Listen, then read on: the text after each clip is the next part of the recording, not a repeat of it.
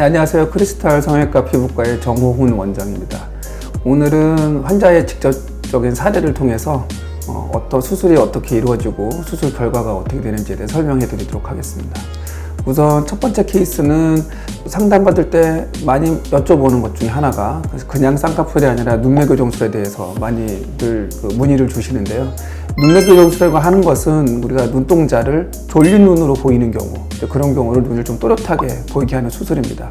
쌍꺼풀은 분명히 있는데 눈이 덜 떠짐으로 해서 쌍꺼풀이 어색하게 보이는 경우가 있거든요. 근데 그런 경우는 단순히 쌍꺼풀만 해서는 안 되고 눈동자가 또렷하게 보이게 해주는 그 눈매교정술을 동시에 진행을 해야 어색하지 않고 자연스러운 눈매를 갖게 되는 수술입니다. 두 번째 케이스는 흔히들 코 성형을 하고 나서 생기는 부작용 중에 하나가 부영부축이 오는 경우인데요. 대부분의 경우는 염증이 생기고 난 후에 많이 발생을 하지만 인위적으로 외부의 충격이나 아니면 코 보형물 제거하고 나서 그 안쪽에서 부축이 오는 경우에 생기는 경우입니다. 코가 구축이 오는 경우는 이제 코가 짧아지는 경우를 말씀을 드릴 수가 있는데요. 사진에서 보는 것과 같이 코가 들린 모양, 옆모습을 봤을 때는 코가 천정으로 보이는 모양이 있습니다.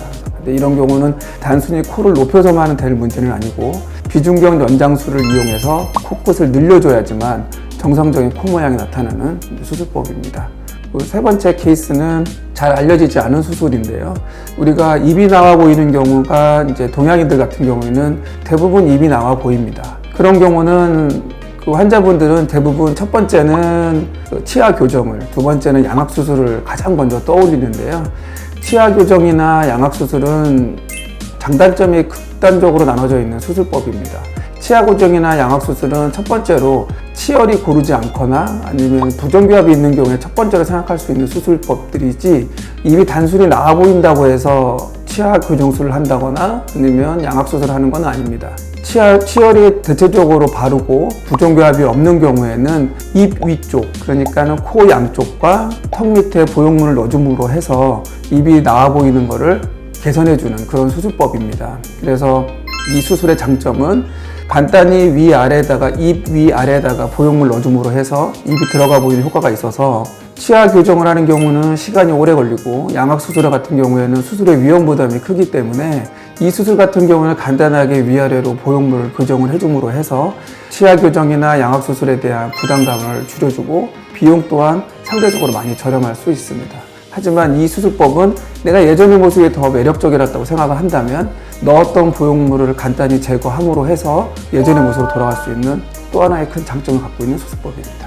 코성형술에 대해서 말씀을 드리겠습니다. 코성형술은 그 전체적인 미적 감각을 위해서는 옆모습에서는 상단 3분의 1, 중간 3분의 1, 그 다음에 하단 3분의 1 이렇게 나눠서 수술 계획을 잡고 있는데요.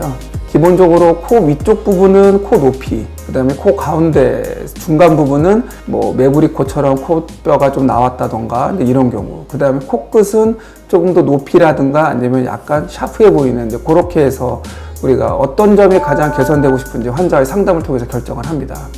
그리고 코 정면에서는 콧볼의 모양이나 아니면 전체적으로 코 폭의 정도, 그 정도를 판단을 해서 수술 계획을 잡고 있고요.